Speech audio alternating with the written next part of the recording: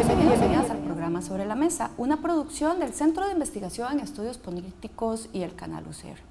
Hoy vamos a analizar, como es la costumbre, precisamente el estudio de opinión que acaba de presentar el CIEP. Esta vez, además de los temas que normalmente se les da seguimiento, ¿verdad?, más del tema político, de las instituciones, hay dos elementos importantes: las elecciones municipales, que nos parecen además estratégicas de tocar en este momento, y el tema de las buenas prácticas y lo que una tendría que fijarse a la hora de analizar cualquier tipo de estudio de opinión. Por eso hoy acá en Sobre la Mesa vamos a estar conversando con Sharon Camacho. Ella es investigadora del CIEP. Muchas gracias, Marcela, un placer estar aquí hoy. También vamos a estar con Juan Pablo Sáenz, también investigador del CIEP. Un gusto, muchas gracias por la invitación. Y bueno, y con doña Eugenia Aguirre, ella es politóloga y es investigadora del Observatorio de Política Nacional. Muchas gracias y un gusto para servirles. Bueno, tal vez para empezar, Sharon, como normalmente lo hacemos con temas más de metodológicos, este, digamos, nuevo estudio se compone, digamos, de varias partes. Tal vez podríamos explicar a grandes rasgos como cómo es que está estructurado, ¿verdad? Cuáles son esas características específicas. Yo algo dije ahora al inicio, pero es importante que ustedes, digamos, desde lo más técnico nos lo puedan explicar. Claro, bueno, esta encuesta corresponde al tercer estudio de opinión que hacemos en el Centro de Investigación y Estudios Políticos. Es el último del año también, corresponde a la encuesta ordinaria de noviembre.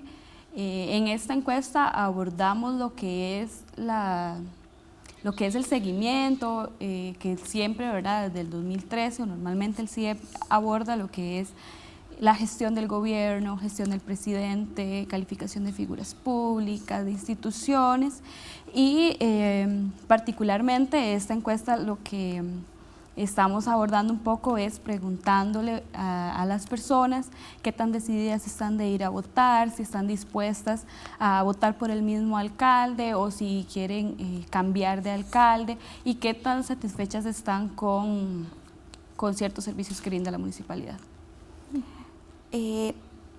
¿Por qué es importante hablar de que este es el tercer estudio con respecto, digamos, al 2019? ¿Verdad? Y que hay algunos temas que son de seguimientos y otros coyunturales, Sharon, porque yo creo que eso también es algo que tenemos que colocar, y es el hecho de que en el CIEP tenemos ya, digamos, datos en un periodo de tiempo largo que nos permiten hacer un análisis, digamos, más detallado. Claro, bueno, el CIEP, como les decía anteriormente, hace 3 encuestas, y desde abril del 2013 se tienen estos registros de todas las secciones de seguimiento. Entonces podemos ir viendo no solo cómo va cambiando la opinión pública según el contexto que se encuentra el país, sino también cómo va variando, por ejemplo, como en estos momentos en los que estamos en las puertas de una elección municipal, por ejemplo. Claro. Juan Pablo, y bueno, ahí también Eugenia, tal vez más desde la opinión experta, no tanto sobre los datos de la encuesta, Eugenia. El desempleo y el costo de la vida son las principales preocupaciones nuevamente para los costarricenses.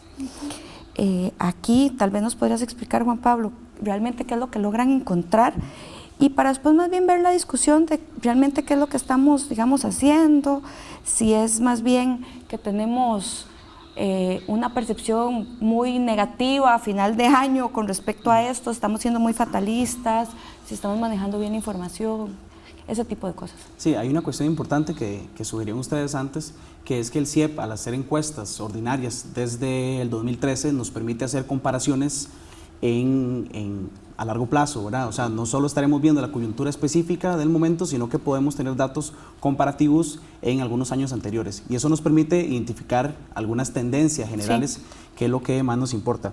Y lo que es cierto, si lo vemos en términos de este año en particular, es que el tema del desempleo ha sido el tema que más le preocupa a la ciudadanía que encuestamos, porque se vuelve a colocar como el principal problema que la ciudadanía considera. Ese es el desempleo. En segundo lugar, el mismo problema que se ha venido presentando según la ciudadanía como el principal problema, que es la situación económica y el costo de la vida, y en esta encuesta en particular se incluye como tercer problema el tema de la seguridad ciudadana, que anteriormente había estado presente también dentro de las opiniones de la ciudadanía costarricense. Ahora, sí hemos visto eso a nivel del año, entonces no hay novedad al respecto de esto, y tampoco hay novedad en términos del contexto social, económico que estamos viviendo. Eso sería lo primero. Y importante también lo que usted decía, que es que ciertamente hemos rastreado que en los noviembres de cada año, exacto, el tema del desempleo y el tema de la situación económica y el costo de la vida también son preocupaciones que la ciudadanía tiene. En ese caso, lo que podremos ver es que ciertamente también por la época del año y el contexto hace que las personas lo consideren como tal. Eugenia. Sí, gracias Marcela. Venimos de un año, como bien lo reportó la portada del semanario Universidad esta semana, muy convulso, donde el tema fiscal y económico fue el predominante, básicamente a nivel discursivo, narrativo. Por esto el presidente de la República, de la Asamblea Legislativa, se ha insistido en el concepto de la reactivación económica, en el concepto de llegarle a aliviar el bolsillo de la gente. Estos discursos que se tejen alrededor de estas preocupaciones nacen de poder tener este tipo de mediciones y tener además la información estadística clave sobre dónde están nuestras cifras de desempleo y quién está tratando de posicionar qué tema, ¿verdad? O sea, hay como una especie de vacío de contenido en el concepto de cómo le llegamos a las personas a decirles que tenemos soluciones sobre estos dos problemas muy grandes y muy graves y reiteradamente presentes, como bien explicaba Juan Pablo, y en ese afán darnos los espacios de quién tiene la responsabilidad de hacer que esa ha sido una disputa discursiva muy importante este año y que se asocia directamente con esta preocupación. Claro, y Sharon, ¿es el mismo perfil de las personas el que en digamos, ahora en noviembre plantean como esos los principales problemas del país, o varía algo el perfil entre las primeras dos mediciones del año? Bueno, como tal, las personas, por ejemplo, que venimos reportando como las más descontentas, ¿verdad? Como lo mencionábamos en la encuesta de agosto, con el descontento generalizado que se encontró, vienen siendo un perfil muy parecido, en el que encontramos que son personas que tienen bajo nivel educativo y que están sin empleo, por ejemplo, o que viven en provincias como Punta Arenas y Limón, por ejemplo, digamos. Entonces venimos encontrando que son... el perfil se sigue manteniendo de alguna manera, que es el mismo también que sigue evaluando mal al presidente Carlos Alvarado, por ejemplo. Claro, y ahí además hay una comparación que es muy interesante, y ahí Juan Pablo nos podría ayudar en el sentido de que, o sea, el gobierno vuelve a salir, digamos, con una baja calificación, pero si se compara con el momento histórico del gobierno Solís Rivera y Chinchilla Miranda, es, digamos, como una medición cíclica, ¿verdad? O sea, ¿será que cuando llegamos a este punto de las presidencias en nuestro país no logramos cumplir expectativas, hay un desgaste? ¿Cómo podríamos, más allá de la encuesta, explicar un poco que al final, siempre en este momento, no importa el gobierno, los últimos 3 gobiernos, tenemos resultados muy parecidos? Si nosotros le preguntamos a las personas qué opina de la gestión del gobierno, y lo que vemos es que se mantiene ese porcentaje de valoración negativa. Eso se mantiene con respecto a la encuesta que hicimos en agosto. Ahí no hay novedad, por así decirlo.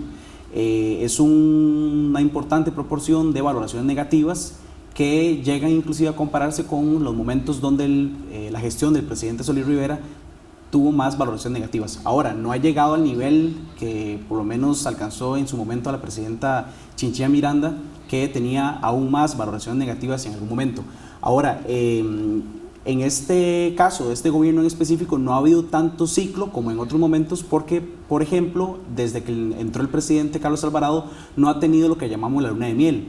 O sea, Sí, no tuvo eso es esa época de valoraciones positivas o esa época de confianza que la ciudadanía le estaba depositando a otros presidentes que sí lo hizo. Por ejemplo, en el caso de la presidenta Chinchilla o el presidente Solís, ¿verdad? Que sí hubo ese momento de primeras valoraciones positivas o al menos neutrales, pero el presidente Alvarado no tuvo ese momento. Entonces, lo que hemos visto es que ha tenido unas valoraciones negativas que, inclusive, si lo comparamos con este año, desde agosto y se mantienen a la fecha, aumentaron en comparación a marzo. O sea, el presidente no ha gozado, el gobierno no ha gozado de valoraciones positivas, aunque sí hay que reconocer que cuando le preguntamos a las personas específicamente sobre la gestión del presidente, ahí sí hay una leve mejoría.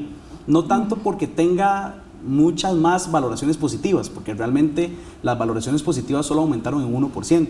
Sí. Pero sí hay una poca proporción que se movió de tener valoraciones negativas a tener al menos una valoración neutra. Entonces, eso hizo que el presidente Alvarado tuviese un aumento, o mejor dicho, una disminución de las valoraciones negativas, que lo posicionan un poquito mejor que la gestión del gobierno como un todo. Bueno, estamos acá en Sobre la Mesa haciendo un análisis con respecto a la última encuesta de opinión, el último estudio de opinión del CIEP. Vamos a ir a una pausa y ya regresamos.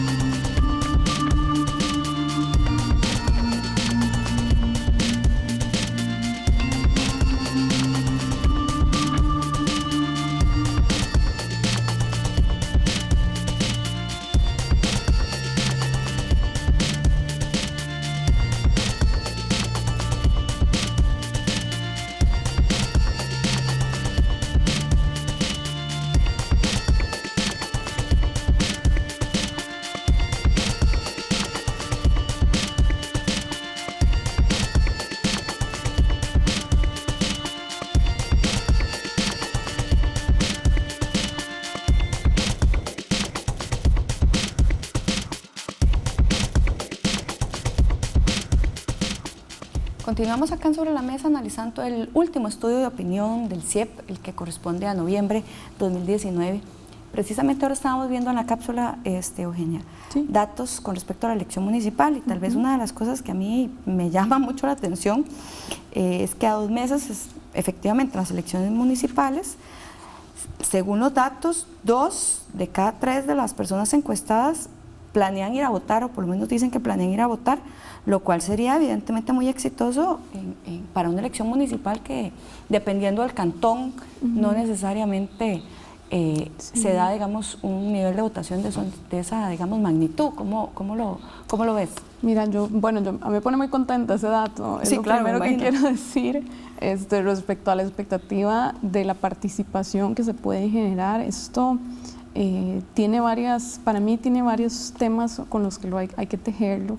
El primero es la proliferación y el aumento significativo en el número de partidos políticos que van a participar en esta elección.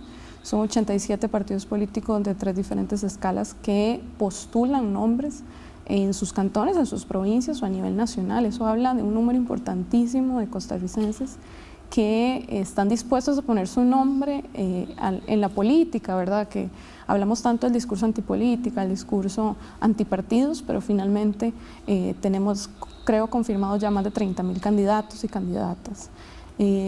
empezarlo por ahí. Y otro tema que a mí me gusta mucho relacionar con esto y que espero se mantenga un poco para aumentar las tasas de participación es la noción, que es este otro dato que el CIEP también nos aporta, de que el gobierno local resuelve lo que el gobierno nacional no puede resolver.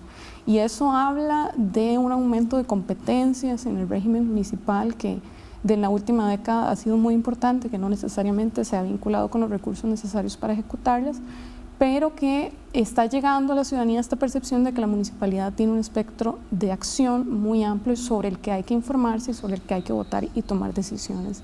Entonces me gustaría hacer esas dos acotaciones. Sharon, como estamos hablando de elecciones municipales, yo creo que algo que la gente estaba esperando y que además está esperando que pregunte es el tema de intención de voto, que efectivamente no se pregunta, porque es que metodológicamente ustedes no preguntaron sobre intención de voto para continuar ya sobre los otros temas en particular. Claro, sí, esto es un aspecto básico, ¿verdad?, a la hora de abordar una encuesta.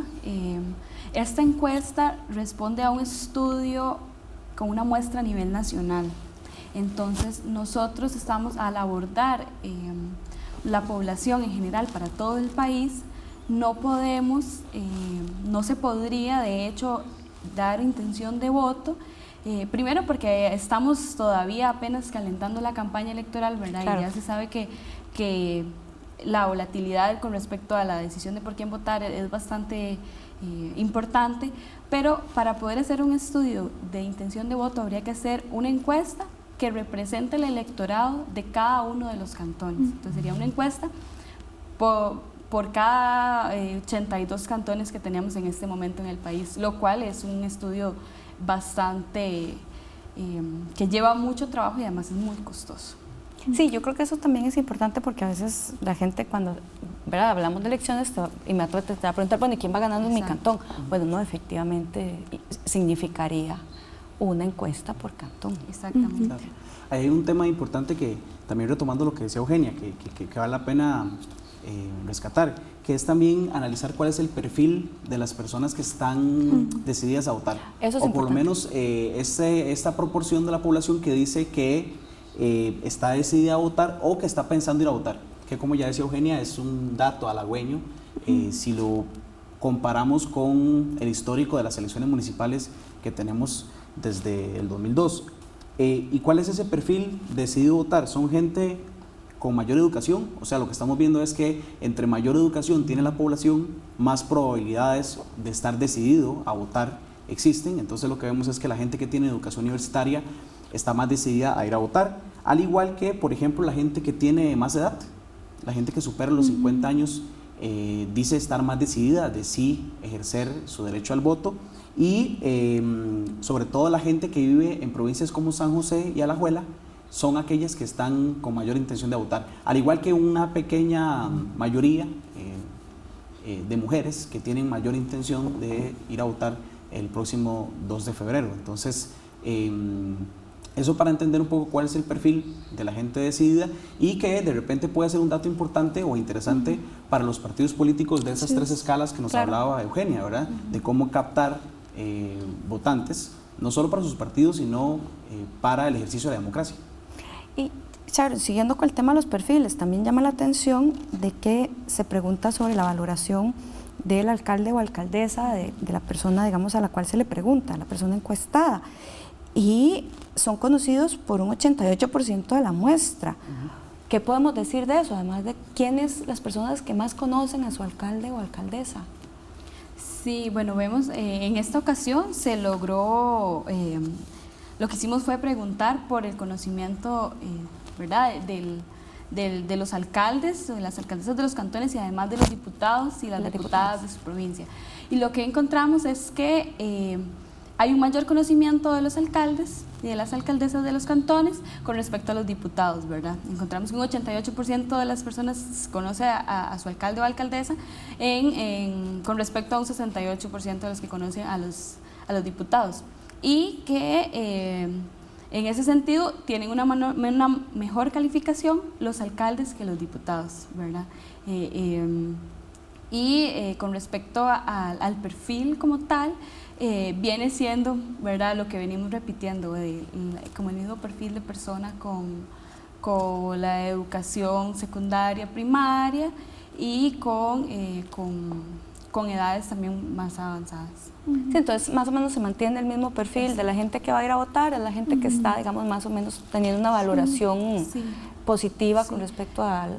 Sí, aclarando que esto no es una predicción, ¿verdad? por Hemos supuesto. insistido, ¿verdad? Las encuestas, creo que lo vamos a conversar también más adelante, pero hemos insistido, las encuestas no hacen predicciones. Sí. Ahora, este dato de una proporción de gente que está totalmente decidida a ir a votar no quiere decir que efectivamente vaya a ir a votar. Claro. Entonces, eso hay que mencionarlo en función de lo que vaya a pasar en febrero. Sí, eso es lo que las personas dicen hoy que van a hacer, no necesariamente. Igualmente, llama la atención dentro de los datos que se obtuvieron en la encuesta que más del 50% de las personas que se encuestaron calificaron la gestión del alcalde o la alcaldesa de su cantón entre muy buena y muy buena. Sí. Y este dato llama mucho la atención porque de esas personas o de las personas encuestadas, solo un 14% de ellas dicen que el gobierno local cumple o representa los intereses de su comunidad, ¿verdad? Entonces vemos como también las personas dicen que la gestión del alcalde es buena, muy buena, pero sin embargo existe una percepción de que no representan en su totalidad los intereses de las comunidades. Ese tema es muy interesante y se vincula mucho con el comentario anterior que hacía Sharon respecto a conocer al alcalde o a la alcaldesa. Tenemos que poner siempre en dimensión cuando hacemos estudios de tipo para elecciones municipales y recordar a la ciudadanía que nosotros tenemos elecciones municipales desde hace 200 años, ¿verdad? Más de 200 años, la vicepresidenta del Tribunal Supremo de Elecciones tiene un artículo muy interesante al respecto que nos recuerda que no son elecciones nuevas.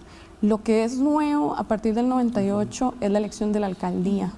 Entonces, esta figura salta a la luz como una figura ejecutiva, que además la gente usa compararla con el presidente para que se comprendan sus funciones y cobra más relevancia la figura en sí misma. Pero eso no separa conceptualmente que la municipalidad no es lo mismo que el alcalde ni es lo mismo que el gobierno local. Entonces, yo por eso podría explicar un poco tentativamente, ¿verdad? Sin ningún tipo, con base en este argumento, que separemos a la persona, alcaldesa o alcalde, que además probablemente, si somos fuera del GAM, la conocemos o lo conocemos, de la gestión del gobierno local como un todo. Claro, pero además llama la atención, Eugenia, que a pesar de que se plantea una calificación en términos generales positiva con respecto a las funciones, digamos, de las alcaldías, que es lo que nos decía Sharon, por otro lado, también lo que nos dicen es que en una gran mayoría preferirían votar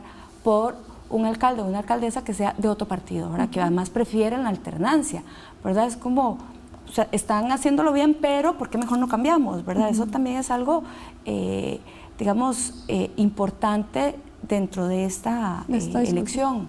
Totalmente, y máxime que está en discusión constitucional la reelección de las alcaldías, ¿verdad? Claro.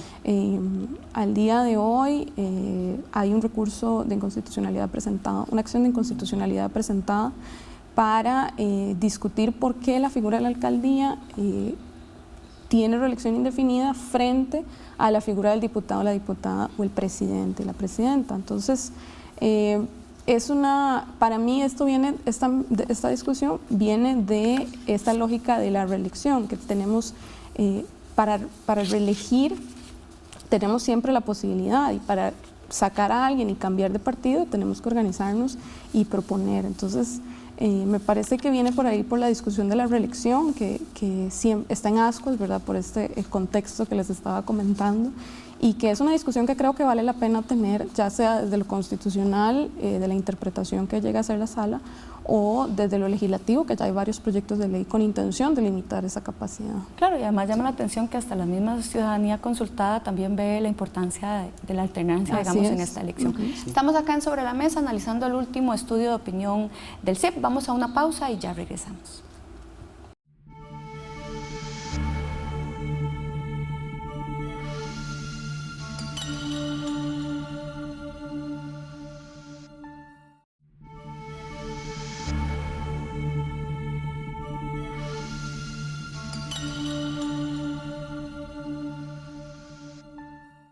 Continuamos acá en Sobre la Mesa analizando el tema de la última encuesta de opinión del CIEP.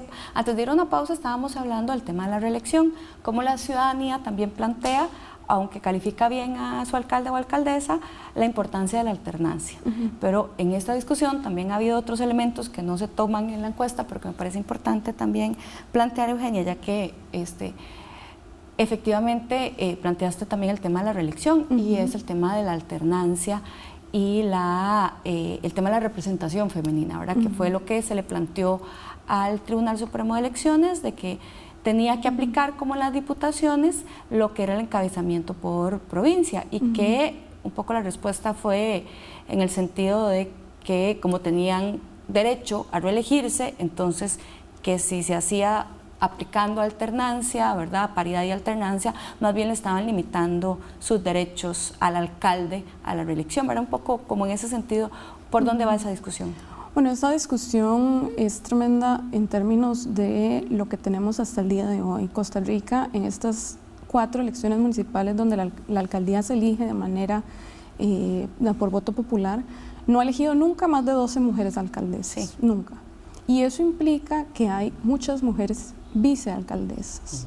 Entonces, cuando los partidos políticos aducen que no tienen mujeres preparadas para este tipo de puestos, creo que se les olvida este segundo lugar que se ha estado ocupando y que muchas mujeres además saltan del puesto suplente al titular por retiro de credenciales de los alcaldes. Entonces, la discusión sobre la reelección y la limitación de la reelección tiene, y yo esperaría que tenga algún efecto en que más mujeres se acerquen a la posibilidad de ser alcaldesa. Lastimosamente, leyendo nóminas de los partidos políticos, los datos no son muy alentadores respecto a que más mujeres vayan a ocupar ese cargo.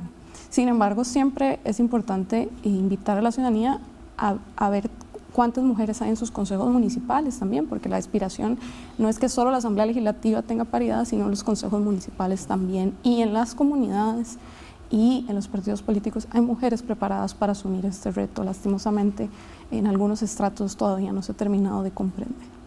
Claro, y ahí hay un tema además que se ha analizado y que se está analizando aquí también sobre la mesa, cómo el estar en puestos de suplencia le ha permitido a muchos señores alcaldes ejercer violencia política con respecto a las vicealcaldesas, pero ese es todo un programa, así que nada más lo dejo colocado. Pero, Juan Pablo, precisamente cuando ustedes preguntan sobre figuras, los alcaldes y alcaldesas recibieron, digamos, una nota promedio de 5.8 y los diputados y diputadas 4.9. Esto en comparación con otras figuras políticas, ¿qué nos dices? ¿Bueno, malo? ¿Qué implicaciones podría tener? Porque, bueno, si una pondera que es de 1 a 10, digamos que nadie ha pasado la nota de 7 mínima, ¿verdad? Pero bueno, ¿qué nos podría decir al respecto? Sí, en realidad sí vemos una leve mejoría en la valoración que las personas hacen de las figuras políticas. Pero como usted bien dice, efectivamente, si esto fuera un examen del colegio, nadie pasa el examen porque todas las personas, figuras políticas analizadas, tienen una nota menor al 7. Y aquí llama la atención estas dos figuras que incluimos por primera vez en esta encuesta, que es justamente el alcalde o alcaldesa de su cantón y los diputados de su provincia específicamente. Y lo que veíamos es que ciertamente llama la atención que mucha gente conoce a su alcalde, aunque eso no necesariamente implica que tenga una valoración positiva de él o de ella. Es un 5.8 de evaluación que podríamos decir que se mueve en el promedio. Ahora, con los diputados de la provincia es más difícil en el sentido de que solo 7 de cada 10 personas dicen conocer al diputado o diputada que le representa en su provincia, en el Congreso, en la Asamblea Legislativa, y ahí la evaluación es mucho menor porque inclusive es del 4.9, que eso es consistente con la valoración que se hace de las instituciones, porque hemos visto sistemáticamente que instituciones como la Asamblea Legislativa, los partidos políticos y el gobierno son típicamente las que tienen peor evaluación de parte de la ciudadanía. Entonces, es esperable que también los diputados de las provincias tengan esa valoración negativa. En el estudio, digamos, se presenta una valoración positiva de la gestión de las autoridades locales, ¿verdad? Que es lo que hemos dicho. Una opinión mayoritaria de que la municipalidad responde mejor a las necesidades de la comunidad y una opinión favorable sobre el trato recibido del gobierno local. Esto en contraste con una percepción mayoritaria que no sienten, digamos, que sus intereses estén bien representados en el actual gobierno municipal. Pero esto es como una opinión compartida por el 14% de ciudadanos y ciudadanas. ¿Será que esto es contradictorio, Sharon, o es que en realidad trasciende, digamos, el estudio? Bueno, se puede decir que, digamos, habría que ir más allá, ¿verdad?, en la encuesta y tal vez, porque estamos hablando igual de 82 municipalidades, ¿verdad? Bueno, sí. En ese momento 81 contando, bueno, 82 contando a Río Segundo, ¿verdad?, a Río Cuarto, perdón, y tendríamos que evaluar, ¿verdad?, municipalidad por municipalidad para poder dar un dato específico, pero puede que las personas sientan más cercano, más arraigo, más las personas a la municipalidad es donde van a sacar un permiso, es donde van a solicitar o tienen esa relación más cercana en la cotidianidad, ¿verdad? Entonces que puede ir por ahí, pero igual tendríamos que generalizar muchísimo para tal vez dar ahí un dato específico. Sí. Sí, tal vez es que se trata de dos temas distintos, ¿verdad? Lo que estamos viendo en la encuesta es que ciertamente las personas se sienten bastante satisfechas con los servicios que la municipalidad le brinda, pero eso no implica que se sienta representada por la municipalidad. Entonces estamos tratando aquí dos problemas distintos. Uno es el problema de la respuesta mediante servicios que da la municipalidad, donde la gente puede estar bien, pero el otro es el problema de la representatividad política, que es una cosa distinta. Y eso es consistente con lo que hemos visto en los análisis de cultura política, pero también en los análisis de partidos políticos, del sistema político, que es que hay grandes dificultades para ejercer esa función de representación política.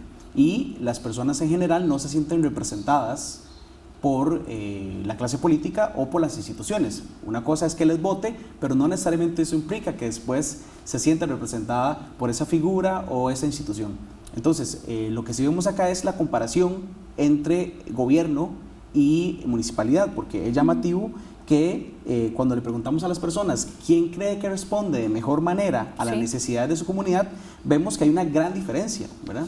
Porque el 60% de las personas encuestadas dijo que la municipalidad responde mejor a sus necesidades y solo el 12% pensó que el gobierno responde de mejor forma. Entonces, vemos que justamente hay una gran diferencia que inclusive aumenta con aquella época que Eugenia mencionaba antes, que era la discusión del nuevo código municipal en aquel momento, de si debían haber unas elecciones en las que se eligieran mediante voto directo a una figura nueva de alcalde o alcaldesa, entre otras. En aquella época la discusión era si descentralizar o no. Lo que vemos es que más bien en ese momento de 1999, que hay una medición que tomamos también como comparación, hoy en día hay más gente que deposita la creencia de que la municipalidad responde de mejor manera a sus necesidades. Ahí es el tema, digamos, un poco de los servicios, que ahí era como toda esa discusión desde hace años, ¿verdad?, de que no trasladar los servicios porque las municipalidades no tenían capacidad para brindar esos, pero también ustedes un poco lo logran, Juan Pablo, medir, ¿verdad?, de cuál es la percepción que tienen con respecto a los servicios municipales. Lo que veríamos ahí es que la gente está satisfecha con los servicios que le brinda la municipalidad. Entonces, hay unos ciertamente servicios que las personas evalúan de mejor manera que otros. Por ejemplo, con respecto a la recolección de basura, 77% está satisfecha o muy satisfecha. Entonces, habla de que con ese servicio específico la gente está contenta, al igual que, por ejemplo, el caso de todo lo que tiene que ver con parques y áreas verdes. Ahora, no está tan contenta con lo que tiene que ver, por ejemplo, con la reparación de caminos, lo cual es entendible también. Como hipótesis, uno podría pensar que no necesariamente las personas tienen claridad de cuáles calles son responsabilidad de la municipalidad y cuáles calles son responsabilidad del MOB y sus órganos desconcentrados. Y ahí es donde vemos que es el servicio que tiene peor evaluación. Tal vez, Eugenia, en esa misma línea, ¿será que efectivamente, como en otro programa lo estábamos viendo, el hecho de que lo más cercano a mí, ¿verdad?, sea lo municipal, es lo que está movilizando a las personas y no tanto lo ideológico partidista? Yo lo afirmaría sin ningún tipo de preocupación. Esta es una elección, las elecciones municipales tienden a ser más sobre las personas. Es normal ver, y lo podemos ver como ejemplo con los casos de transfugismo de alcaldes que dejan su partido político porque fueron electos y se reeligen con otro. Cómo no importa cuál bandera lleven, la comunidad los sigue apoyando. Y hay casos emblemáticos, el caso de Limón, el caso de San José Centro, el caso de Mora, por ejemplo, donde la figura de la alcaldía, la persona, perfectamente puede cambiar de bandera y mantener ese apoyo.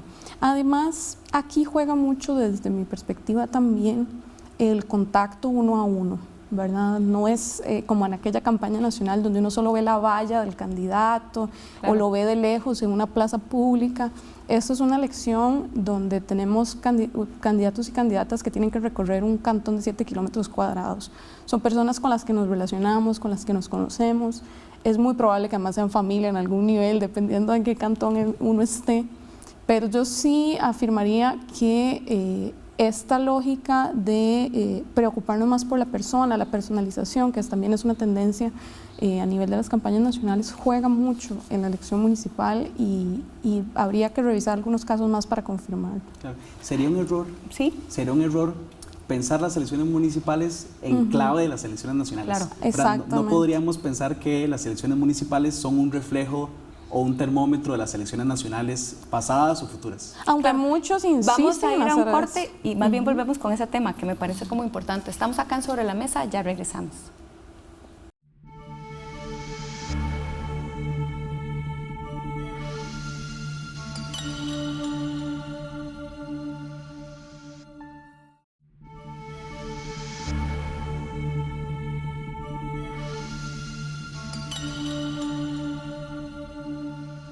Continuamos acá en Sobre la Mesa analizando el último estudio de opinión que elaboró el pasado noviembre el CIEP. Antes de ir a una pausa, precisamente Juan Pablo estaba un poco, ¿verdad?, planteando el hecho de que, aunque en esta encuesta se está valorando el tema de las elecciones municipales, tenemos que tener cuidado a la hora de hacer un análisis, ¿verdad? No podemos pensar que una elección municipal es muy parecida o se puede, digamos, ver las mismas variables que una municipal, porque son muy distintas. Tal vez ahí sí puedes ampliar al respecto. Sí, uno de los factores que uno podría mencionar, entre muchos otros, me parece, es el tema que usted mencionaba también de la ideología, ¿verdad? Claro. Aunque es cierto que los partidos nacionales cada vez tienen ideologías más débiles o la parte ideológica es menos importante, se han convertido muchos de ellos, o casi todos, en partidos atrapatodo, ¿verdad? No tienen un discurso ideológico tan sólido. Pero sea como sea, lo ideológico sigue siendo de alguna manera importante a nivel nacional, pero por lo menos a nivel local no lo es tanto. O sea, ya no son aquellas claves con qué pensar los partidos de si son de izquierda, si son de derecha, si son de centro, o ahora si son ambientalistas o si son feministas. No es tanto la clave a nivel local, sino que, como bien decía Eugenia, me parece a mí que pasa más por lo personal, que pasa más por lo territorial y por inclusive algunos contenidos que parecerían vaciados de ideología.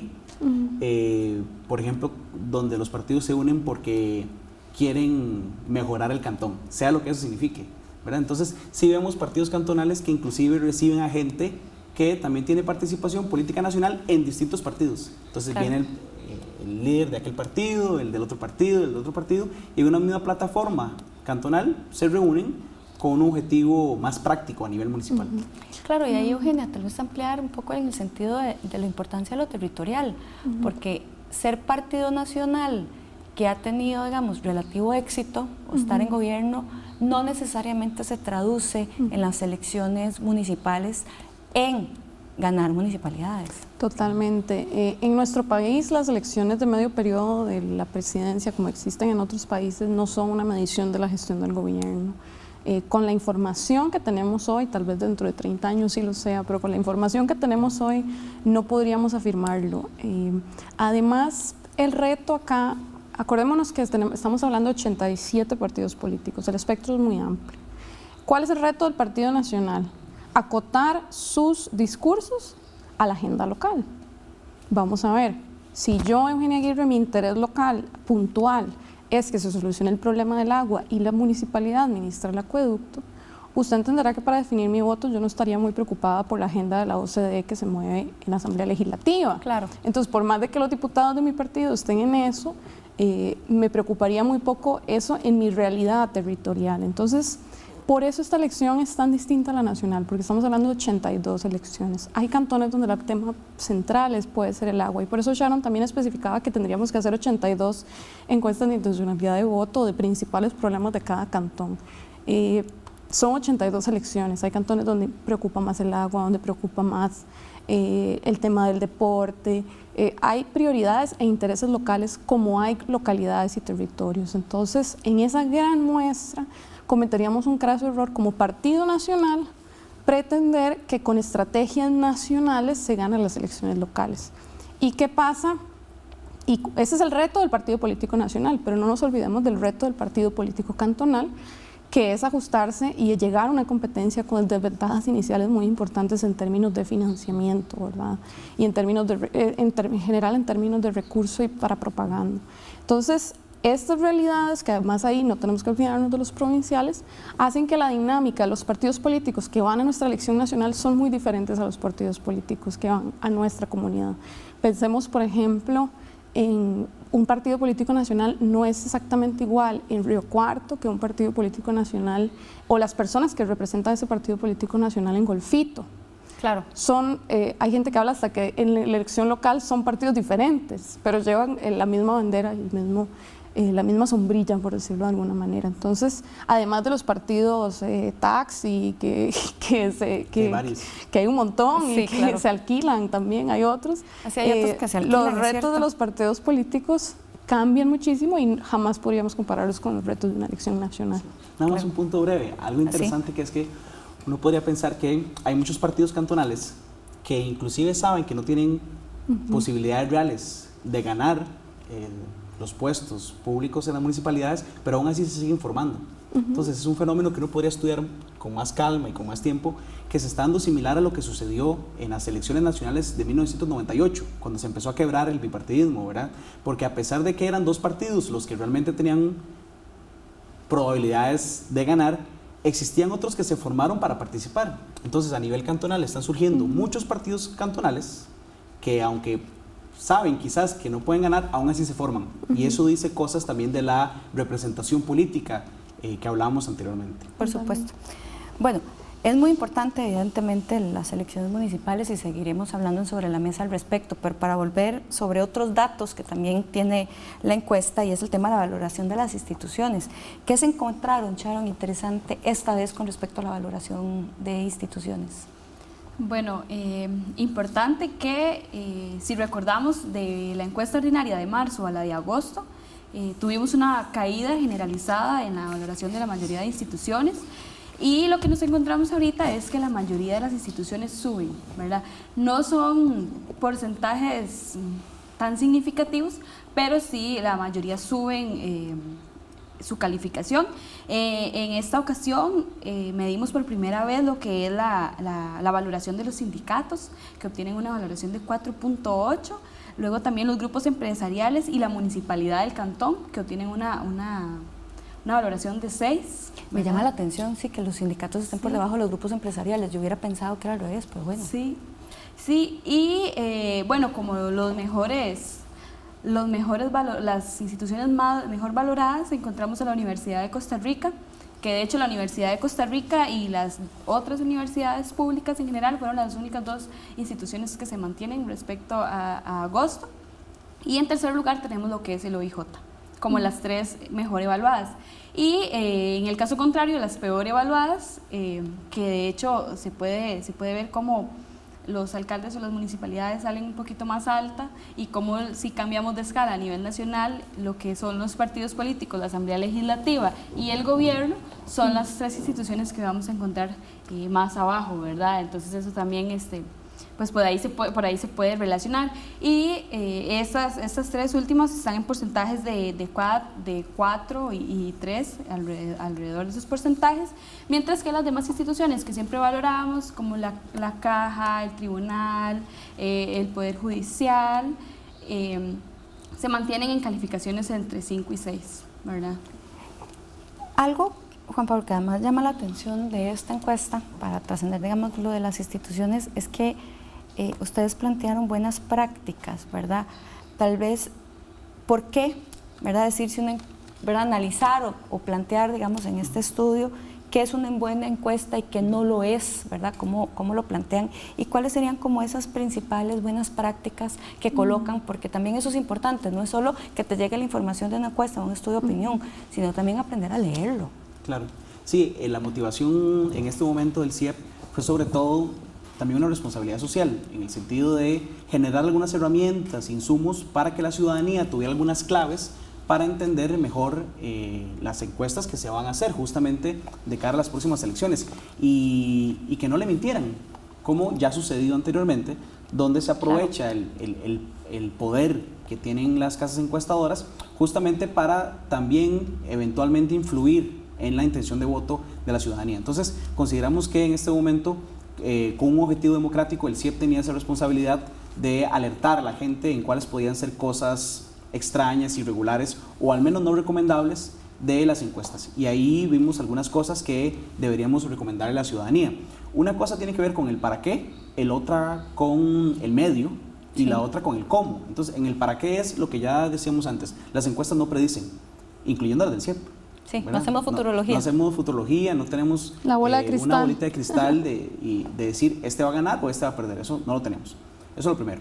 Lo segundo es el medio, ¿verdad? Entonces, decirle a la gente, hacer encuestas implica un procedimiento, implica un método, y desconfíe de aquellas encuestas que se le presentan en redes sociales. O sea, nunca falta algún amigo que en las elecciones dice, esta es mi encuesta, mi verdadera encuesta de mi cantón y está hecha en Facebook, Twitter y tal. Eso es una alerta para decir a la gente, desconfíe de ese tipo de encuestas porque no necesariamente cumplen con el rigor científico que deberían tener. Y la otra cuestión tiene que ver con el cómo, ¿verdad? Con el método de algunos elementos que las encuestas deberían tener sí o sí. Por ejemplo, ya Sharon atinaba muy bien diciendo, si usted quiere hacer intención de voto por cada cantón, puede hacerlo siempre y cuando haga 82 encuestas, una en cada cantón. No lo puede hacer con una muestra nacional. Esa es una cosa. Lo otro es que también uno debería desconfiar de aquellas encuestas que tienen muchos casos, o sea, muchas personas encuestadas, pero en muy poco tiempo de recolección. O sea, si se recogieron 2000 encuestas en cuestión de un día, es extraño, porque eso no es tan sencillo. Sí, no es sino posible que requiere tan rápido. Un proceso, no es tan rápido. Y, por ejemplo, también deberíamos ver otras cosas, que es que siempre cuando hacemos encuestas deberíamos tratar de captar a personas que tengan un perfil similar a el del lugar o de la comunidad que queremos ver esos datos. O sea, yo no podría hacer una encuesta con mis amigos, porque mis amigos no representan exactamente el perfil sociodemográfico de la población del cantón que yo quiera medir esa intención de voto. Eso, entre otras cosas, que podría ponernos en alerta de buenas prácticas o, en específico en este caso, malas prácticas de las encuestas. Claro, eso es algo, digamos, que me parece muy valioso, más que en las últimas elecciones se dio tanta discusión de que si era bueno, que si era malo, o alguna gente que, digamos, de buena fe dice que yo hago mi propia encuesta porque yo sé, ¿verdad? O sea, que yo vote en el perfil de un amigo no significa que eso vaya a ser, digamos, real con respecto, bueno, que esos resultados vayan, digamos, a estar cercanos al resultado de una elección, precisamente por lo que decía Juan Pablo. Di las encuestas con los mejores muestreos, con las mejores técnicas, con el mejor instrumento hacia futurología. Y es importante que eso que usted dice, esas técnicas, esos instrumentos, todo eso se diga en la encuesta. Claro. O sea, la encuesta tiene que decirle a la ciudadanía cómo se hizo, con todo el detalle posible. ¿Cómo se hizo? ¿Cuándo se hizo? Hasta el instrumento que se utilizó. ¿Quiénes son las personas que se entrevistaron? Claro. ¿Cuáles son las características de esas personas? Exacto. Entonces, todos esos elementos deberían estar para que la encuesta tenga algún rigor, alguna validez. Pero si a usted no le dicen todos esos elementos, inclusive otros, dude de esa encuesta. Desconfíe. Bueno, la encuesta del CIEP precisamente la puede en el informe, y de esta encuesta y de todas las encuestas del CIEP las pueden bajar, ya sea en el Facebook del CIEP, en la página del CIEP, también creo que está en la Escuela de Ciencias Políticas, así que Ahí pueden tener todos estos datos que les estábamos planteando como buenas prácticas. Muchísimas gracias, Sharon, Juan Pablo y Eugenia, por haber estado acá sobre la mesa. A ustedes también, muchas gracias por habernos acompañado el día de hoy y les esperamos la próxima semana.